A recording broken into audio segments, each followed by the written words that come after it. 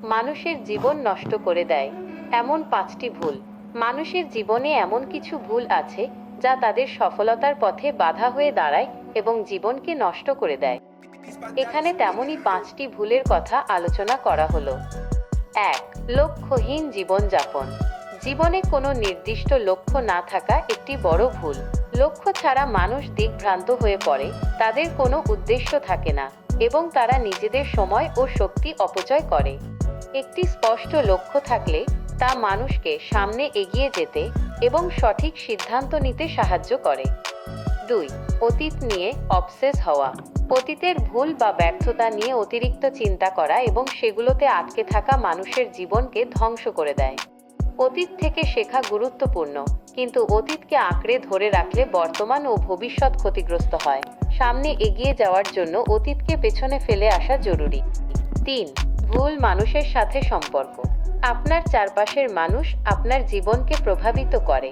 নেতিবাচক বা বিষাক্ত মানুষের সাথে সম্পর্ক রাখলে তা আপনার মানসিক শান্তি, আত্মবিশ্বাস এবং সামগ্রিক জীবনযাত্রাকে খারাপভাবে প্রভাবিত করতে পারে।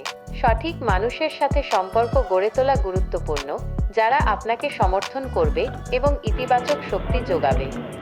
4. স্বাস্থ্যকে অবহেলা করা। স্বাস্থ্যই সকল সুখের মূল।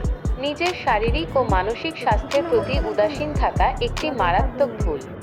অস্বাস্থ্যকর খাদ্যাভ্যাস, অপর্যাপ্ত ঘুম, ব্যায়ামের অভাব এবং মানসিক চাপ নিয়ন্ত্রণ না করা দীর্ঘমেয়াদে আপনার জীবনকে ক্ষতিগ্রস্ত করতে পারে।